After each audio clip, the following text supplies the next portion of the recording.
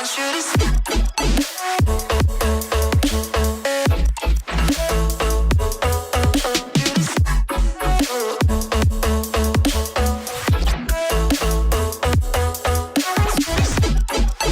ini siang-siang ini sama teman-teman semua. Mudah-mudahan nanti hasil sharingnya bisa menambah wawasan, bisa menginspirasi, juga bisa membuat teman-teman tahu kira-kira dunia kerja ini seperti apa. Mudah-mudahan semua teman-teman dimanapun berada, tadi juga saya lihat dari berbagai macam kota, bahkan di pulau lain juga ada ya, di luar Pulau Jawa maksudnya. Mudah-mudahan semua sehat, jaga selalu protokol kesehatan, jangan sampai tertular, apalagi menularkan. Kita mulai ya. Mungkin saya dari perkenalan dulu. Nama saya Septian Surya Utama Putra. Sekarang saya kerja di BRI. Dulu saya alumni di Fakultas Ekonomi UNER. Jurusannya manajemen, konsentrasinya manajemen keuangan. Nah, dulu saya kuliah di tahun 2004, masuk lulus di tahun 2008. 2008 agak akhir ya, itu sidangnya sebenarnya, wisudanya sebenarnya 2009, jadi saya tuh agak telat nih, 4 tahun lebih ya. Karena mungkin saya relatif agak bandel ya, jadi dulu tuh suka nongkrong gitu. Jadi sering dulu tuh kalau ada yang dari Fakultas Ekonomi ini tahu di UNER, kalau masuk ke kampus lewat pinggir itu, yang naik tangga langsung ke lantai 2 itu, sebelum itu tuh ada kayak tempat duduk-duduk gitu. Itu biasa teman-teman saya pada nongkrong di situ tuh macam-macam tuh, ngobrol, kadang main capsa, kadang ngobrol-ngobrol aja gitu, nongkrong-nongkrong di situ. Nah, sering tuh saya mau masuk, udah niat datang dari rumah, mau masuk ke kelas, dipanggil sama mereka tuh. Udah, kesini aja, kita ngobrol-ngobrol di sini. Udah ada yang absenin di kelas. Nah, dulu kan zamannya masih absen manual gitu kan ya, masih bisa titip absen. Nggak tahu sekarang kuliah online kayak gimana. Nah, jadi sering tuh udah datang ke kampus, ternyata sampai kampus jadinya malah nongkrong. Cuman kalau pas minggu-minggu ujian nih, saya memang serius banget gitu, pinjem-pinjem catatan, ngopi-ngopi catatan gitu, terus nyari-nyari teman yang pinter-pinter, minta diajarin. Nah, jadi pas ujian tuh serius benar-benar belajarnya gitu. Tapi memang ada kelemahannya juga kalau sistem SKS gitu kan, sistem kebut semalam gitu. Kalau habis selesai ujian tuh biasanya nguap aja gitu ilmunya. Jadi ya habis ujian, jadi ingat apal pas mau ujian, tapi begitu selesai ujian ya nguap aja gitu. Nah itu jeleknya. Jadi jangan ditiru nih teman-teman semua kalau bisa, apalagi kalau yang kerjanya itu nanti mau yang nyambung sama ilmu kuliahnya. Kayak saya ini kan perbankan, nyambung sama ekonomi. Nah itu lebih baik kalau memang memahami banget gitu, nggak hanya untuk hafal untuk ujian aja. Cuman karena saya hobi nongkrong, ada juga manfaatnya ternyata. Ketika kita di dunia kerja, itu tuh kita tuh perlu banyak kolaborasi sama bagian lain, sama divisi lain, sama direktorat lain. Nah, manfaat saya sering nongkrong, bergaul, ketemu orang banyak itu ketika kerja membantu ketika saya butuh koordinasi dan kolaborasi sama bagian lain, sama divisi lain. Itu jadi minggilnya cepat. Nah, jadi sebenarnya yang bagus itu dua-duanya ya. Jadi pelajarannya ya serius, ya tetap ada networking-nya. Nah, jangan salah satu. Tadi saya kan agak condong ke nongkrongnya. Nah, kalau bisa tuh dua-duanya dijaga. Karena belajar terus juga nggak baik. Kita tetap harus punya network gitu kalau di dunia kerja. Nah, ini nanti saya akan mulai dari cerita BRI ini seperti apa, fokusnya di mana. Nah, kemudian lanjut nanti saya cerita pengalaman kerja saya di BRI dari tahun 2009 sampai sekarang. Terus nanti di akhir akan cerita sedikit seperti tadi di video udah diungkap sedikit, yaitu tentang Employee Value Proposition BRI, yaitu memberi makna Indonesia. Kita mulai aja ya. Nah, sekarang ini saya cerita sedikit. Nah, BRI itu apa sih? BRI ini adalah salah satu bank terbesar di Indonesia dan yang paling tersebar, yaitu unit kerjanya itu sangat banyak menjangkau sampai ke pelosok-pelosok. Teman-teman kan tahu ya kalau di desa-desa itu kan yang ada BRI ya. Jadi menjangkau sampai ke daerah-daerah di seluruh penjuru Indonesia. Nah, bahkan BRI ini punya 4 teras kapal. Jadi bahkan yang kepulauan yang tidak bisa dijangkau lewat jalan darat, itu BRI punya kapal yang melayani transaksi perbankan. Jadi kayak kantor bank tapi di atas kapal nih. 4 teras kapal. Nah, udah menjangkau seluas itu, BRI juga punya sistem keagenan, namanya agen briling. Kita punya 465.000. Jadi udah menjangkau luas, semakin luas lagi. Agen briling ini gampangannya mungkin kayak kayak mitra Gojek gitu atau mitra Airbnb atau ya jadi kayak di desa gitu yang jauh ke bank nih, jauh ke bank. Nah, di situ ada pedagang misalnya toko kelontong buka sembako sehari-hari, dia bisa jadi agen briling. Jadi kerjasama sama BRI dikasih alat kayak EDC gitu atau dari HP-nya juga bisa. Itu bisa melayani transaksi perbankan. Jadi tetangga-tetangga tinggal datang ke dia, mau setor, mau tarik, mau beli pulsa, mau bayar listrik dan lain-lain tuh bisa di dia gitu. Nanti ada fee yang di-sharingkan sama BRI dan itu juga kan menumbuhkan ekonomi masyarakat ya, kerjasama sharing ekonomi. Jadi masyarakat juga mendapat peluang mendapat penghasilan gitu. Nah, mungkin yang teman-teman nggak tahu lagi juga BRI ini punya 6 kantor cabang internasional yang ada di luar negeri. Itu ada di New York, ada di Hong Kong, ada di Singapura, ada di Timor Leste, di Cayman Island dan di Taipei atau di Taiwan. Nah, selanjutnya saya mau cerita tentang visi BRI ini. Kenapa visi itu penting? Karena visi ini adalah rencana jangka panjang. Jadi yang membedakan, nah ini visi ini rencana jangka panjang sebenarnya nggak berlaku hanya untuk perusahaan. Sebenarnya bisa kita terapkan ke individu kita. Mungkin teman-teman kan sering ketemu teman-teman yang ngalir aja gitu ya. Misalnya dulu lulus SMA misalnya, mau ngelamar ke kampus, mau daftar ke kampus mana, yang mana aja yang penting keterima. Ya ada juga bisa keterima gitu. Terus nanti pas udah lulus kuliah, aku mau ngelamar di kerja, mana aja yang keterima duluan, yang mana. Nah, itu akan kalah dengan orang yang sudah punya visi. Misalnya, aku mau kuliah di UNER nih, Fakultas Ekonomi. Kenapa? Karena mau kerja di perbankan. Nah, nanti pas di perbankan, begitu mau masuk perbankan, udah tahu mau bagian mana, itu mau ngapain. Nah, itu tuh akan jauh lebih sukses gitu daripada orang yang ngalir aja gitu. Karena semuanya udah dipersiapkan. Karena ada visinya, step-stepnya juga dipersiapkan. Nah, itu mau cerita visi BRI. Itu kita namain Brivolution. Jadi rencana jangka panjang BRI 5 tahun ya. 5 tahun ke depan. Kenapa Brivolution? Ini gabungan dari BRI dan Evolution. Jadi BRI mau berevolusi. 2.0 kenapa? Karena sudah ada kemarin yang 1.0 itu ada di mulai tahun 2018. Cuman karena kemarin ada pandemi kan, kita semua tahu, itu BRI harus menyesuaikan strateginya. Nah, visi BRI ini di sini kita mau menjadi the most valuable banking group in Southeast Asia and champion of financial inclusion. Nanti akan kita jabarkan lebih lanjut. Ini ada ukurannya, misalnya market cap-nya 75 miliar dolar dan harus menjangkau 90% financial inclusion. Mungkin yang agak penting juga adalah home to the best talent. BRI ini ingin menjadi rumah bagi talent-talent terbaik. Ini makanya kita kan ngobrol sama para mahasiswa-mahasiswa ini kan, kalian ini semua adalah best talent yang kami harapkan bisa bergabung BRI gitu. Nah, kita jabarkan satu-satu ya visinya itu maksudnya apa. Yang pertama, the most valuable banking group in Southeast Asia. Jadi BRI ini ingin menjadi banking group yang paling bernilai di Asia Tenggara. Maksudnya apa? Jadi BRI ini tidak hanya fokus untuk tumbuh dan berkembang di induknya aja. Kan udah gede banget nih kalau BRI-nya. Kalau kayak perahu karet, kalau dipompa terus lama-lama kan bisa meledak. Nah, jadi tidak hanya satu kapal induk, tapi kapal-kapal kecil ini yang sekarang saat ini ukurannya masih relatif kecil dibandingkan BRI, harus kita kembangkan juga supaya menjadi kapal induk lainnya. Nah, jadi BRI dan perusahaan anaknya akan tumbuh bersama. Jadi perusahaan anak, BRI itu punya perusahaan anak ya, ada 9 sekarang. Ini contohnya nih yang satu ada BRI Agro. BRI Agro ini akan kami jadikan bank digital ke depan, kayak Bank Jago gitu. Nah, kemudian ada BRI Insurance. BRI Insurance ini yang general insurance, misalnya asuransi mobil, asuransi kerugian, kebakaran, gitu ya.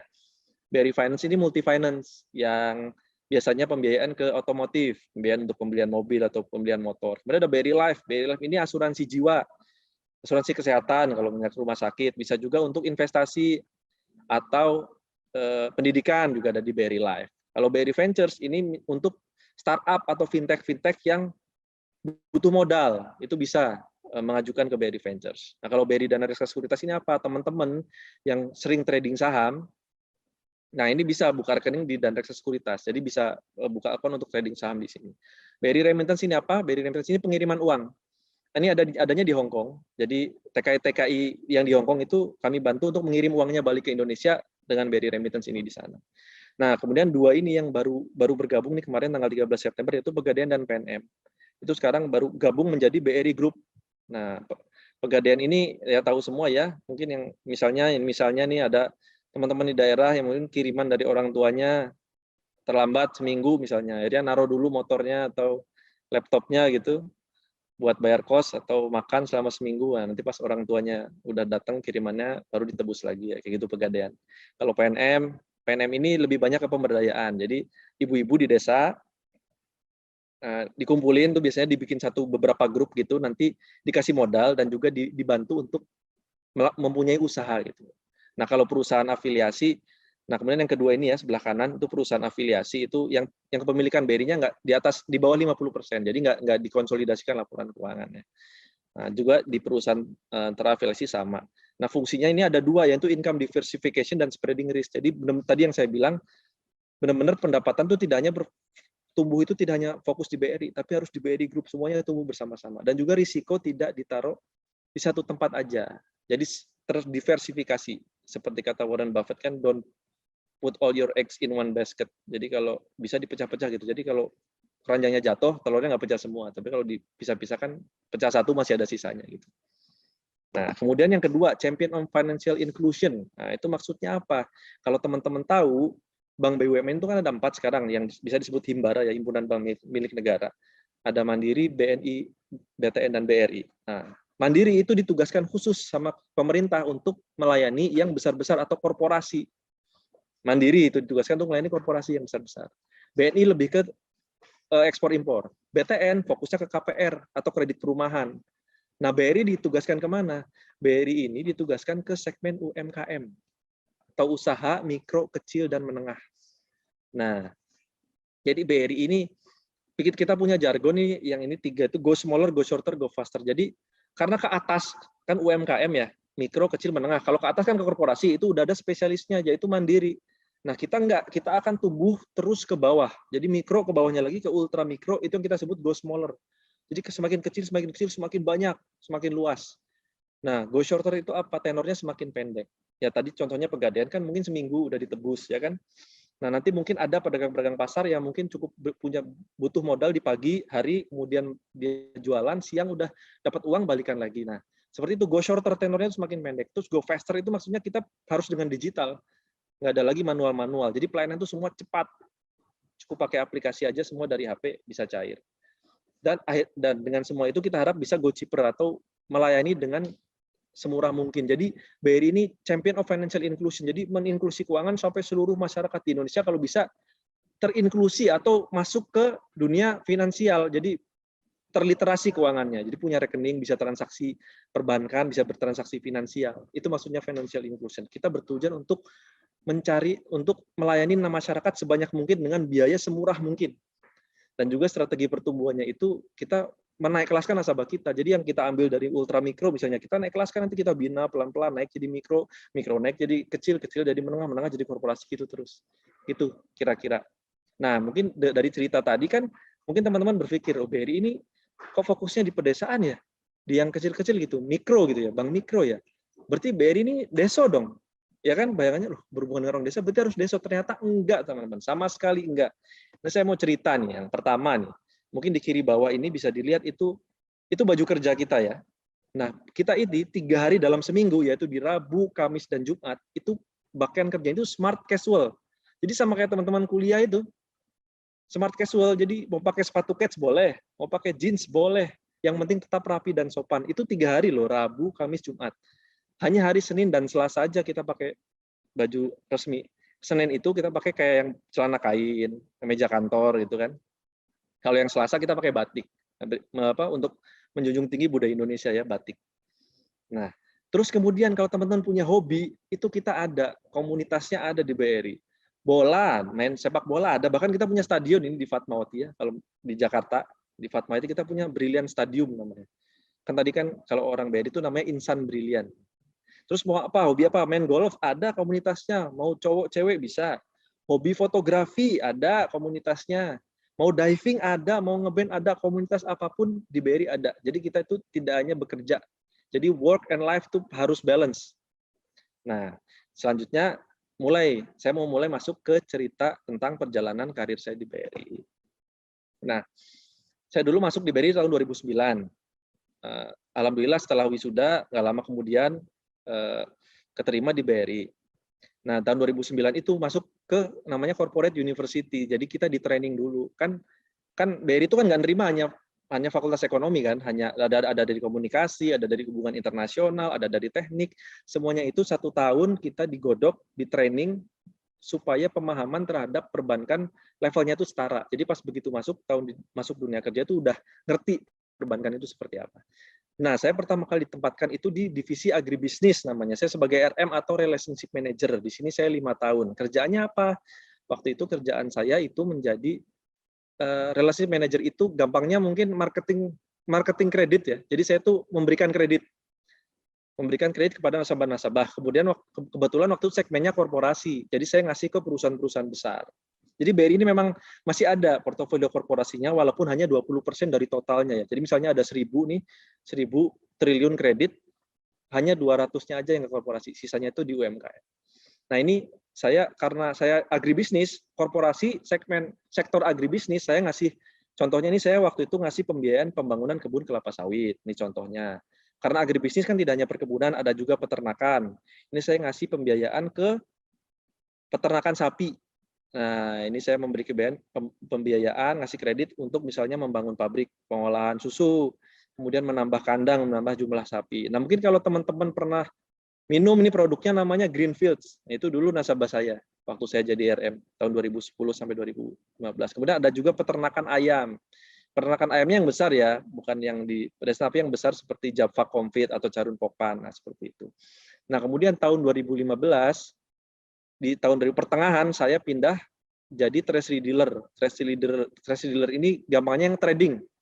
Jadi yang kita tradingan tapi bukan saham ya, karena bank nggak boleh trading saham. Jadi kita tradingkan forex, misalnya USD, pound sterling, euro, Japanese yen, itu kita tradingkan di situ. Bisa juga trading tentang bonds atau obligasi bisa. Tapi saya cuman setengah tahun di sini sebentar. Kenapa nanti saya ceritakan lebih lanjut. Nah, yang menariknya nih waktu saya jadi RM di divisi agribisnis, ada program yang namanya internship atau magang. Jadi waktu itu tuh kantor pusat mengadakan program magang ke salah satu unit kerja BRI di luar negeri. Dan waktu itu divisi saya termasuk, dan waktu itu juga ada seleksinya ya, ada seleksi internal, kemampuan bahasa Inggris dan lain-lain. Itu untuk magang di salah satu cabang luar negeri, dan alhamdulillahnya waktu itu cabangnya New York. Bayangin, tahun 2013, ini waktu itu akhir ya, musim dingin, saya diberangkatin BRI untuk belajar gimana cara kerja kantor cabang BRI di luar negeri ke New York. Keren kan? Sama sekali nggak deso kan BRI kan? Nah, ini sedikit ceritanya. Jadi waktu itu saya 3 orang dikirim selama 3 bulan. Jadi dari November, Desember, Januari ya. Awal-awal Februari saya kembali ke Indonesia. Ini kantornya BRI New York ini. Nah, ini tapi sekarang udah ini zaman dulu ya, kayak sekarang udah direnovasi sepertinya. Nah, ini view-nya nih, karena kantornya itu ada di lantai, kalau nggak salah sekitar lantai 36 kalau nggak salah, atau 34, lupa saya. Ini view-nya, jadi benar-benar di tengah kota New York nih, bisa melihat langsung.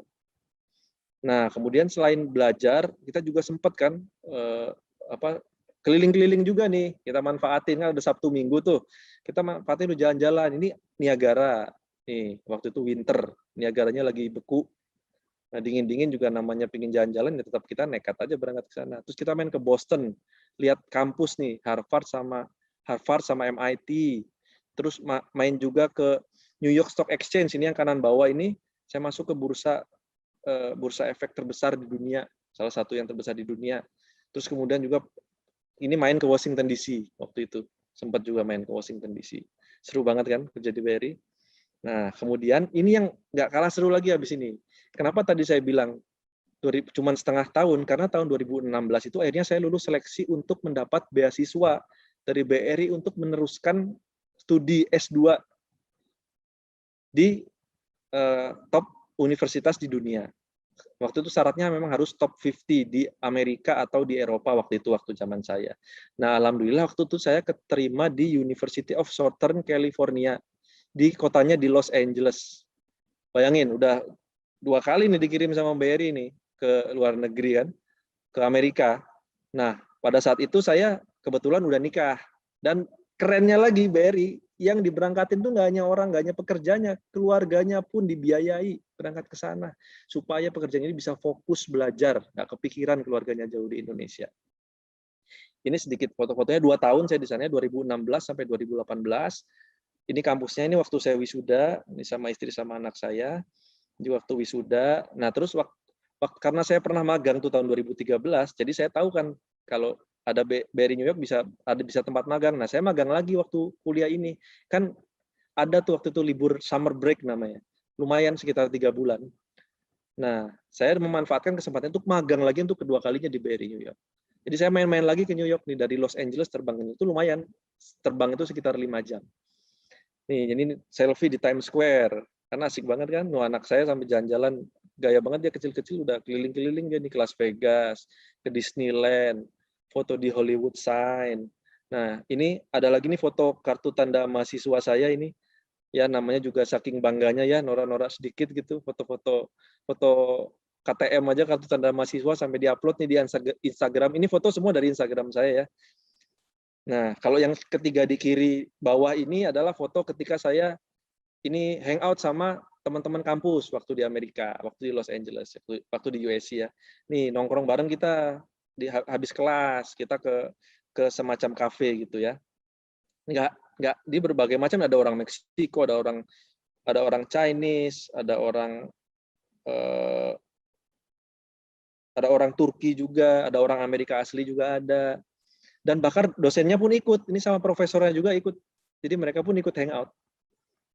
Nah, ini justru pengalaman yang sangat-sangat berharga buat saya selama di BRI, dan BRI pun membeli kesempatan untuk talenta-talenta terbaiknya untuk memperoleh pendidikan lebih tinggi lagi. Dan semua dibiayai oleh BRI, tapi tentu saja nggak mudah ya teman-teman. Jadi selama bekerja itu ini ada proses seleksinya yang pasti. Kemudian kalian harus menjaga performa, target-target harus tercapai. Tidak pernah melakukan tindakan indisipliner, integritas harus dijaga. Dan juga yang paling penting, siapkan kemampuan bahasa Inggris, dan juga ada tes semacam psikotes atau tes potensi akademiknya yang namanya GMAT atau GRE, tergantung jurusannya. Itu juga kalian harus persiapkan dengan baik. Dan seleksinya pun ketat, diseleksi dari seluruh Indonesia. Kalian harus mempersiapkan diri dengan itu, yang tadi saya bilang visi, itu harus benar-benar dipikirkan jauh-jauh hari. Nah, kemudian pulang dari Amerika, pulang dari kuliah, saya pulang masuk ke divisi subsidiary management. Nah, kembali ke kantor pusat. Jadi memang dari tadi karir saya itu sebagian besar di kantor pusat ya. Semuanya bahkan sampai dengan subsidiary management ini. Nah, divisi subsidiary management ini apa? Adalah divisi yang bertugas untuk mengelola anak perusahaan. Tadi kan mau jadi the most valuable banking group. Nah, divisi inilah yang mengelola anak perusahaannya, harus memastikan strateginya seperti apa, KPI-nya, key performance indicator-nya seperti apa, terus align nggak mereka itu strateginya dengan perusahaan induk. Inilah divisi yang bertugas untuk mengatur itu semua, mengatur jalannya anak perusahaan, mengawasi. Di situ saya sekitar 1,5 tahun, 2018 pertengahan sampai 2019. Nah, kemudian saya pindah ke kantor cabang. Namanya kantor cabang khusus. Kenapa khusus? Karena lokasinya ada di kantor pusat dan bisnisnya relatif besar, jadi setingkat regional. Makanya kita sebut spesial ya, atau kantor cabang khusus. Nah, di sini pengalaman pertama saya untuk di posisi manajerial. Jadi di sini saya mulai punya tim, saya melayani, waktu itu mengasih kredit lagi, tapi segmennya menengah kali ini, dan melayani transaksi trade finance nasabah. LC misalnya, pembukaan LC, ekspor impor dan lain-lain. Nah, ini juga pengalaman manajerial saya, punya tim, saya punya RM, punya 5 RM dan 3 trade finance officer waktu ya, total 8, ada 8 tim saya.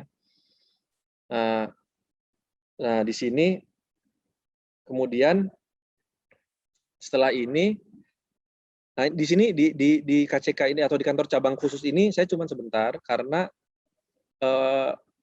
di 2020 setengah tahun ya, karena di pertengahan tahun ini saya dapat SK lagi untuk pindah ke divisi yang sekarang, yaitu Corporate Secretary Division, untuk menjadi IE atau eksekutif asistennya dari Direktur Utama BRI. Mungkin gampangnya itu staf susnya di RUT gitu ya, gampangnya ya. Nah, kenapa saya bisa ke sini? Ternyata nyambung ke waktu saya kuliah. Waktu saya kuliah, saya kan magang di New York. Nah, ternyata GM-nya yang New York itu balik ke Indonesia, jadi kepala divisinya corporate secretary. Nah, karena pernah ketemu, nah jadi makanya pentingnya network kan. Kalau waktu saya nggak kepikiran magang, saya nggak akan kenal tuh sama Pak GM. Nah, dia lagi mencari kandidat-kandidat staf sus untuk di RUT BRI, kandidat-kandidat IE untuk di RUT BRI. Waktu itu akhirnya saya termasuk, karena dia ingat saya, akhirnya saya dipanggil untuk interview dan bersama beberapa kandidat lain, dan alhamdulillahnya keterima. Nah, Kerjanya apa? Kerjanya ini contohnya nih, misalnya Pak Dirut BRI Pak Sunarso itu misalnya mau diundang untuk jadi berbicara di media, misalnya di Metro TV. Tentang apa? Misalnya tentang pemulihan ekonomi nasional. Nah, saya dan tim yang menyiapkan materinya. Kami membuatkan materi-materi. Nah, tadi saya bilang berkoordinasi, berkolaborasi, minta data dari divisi terkait, dari ini kami olah jadikan misalnya PowerPoint itu materi untuk ditampilkan. Nah, kemudian pas presentasi juga kami mengawal di situ, istilahnya jadi asrot. Jadi untuk menampilkan materi-materi yang akan dipresentasikan oleh direktur utama. Nah, terus juga kami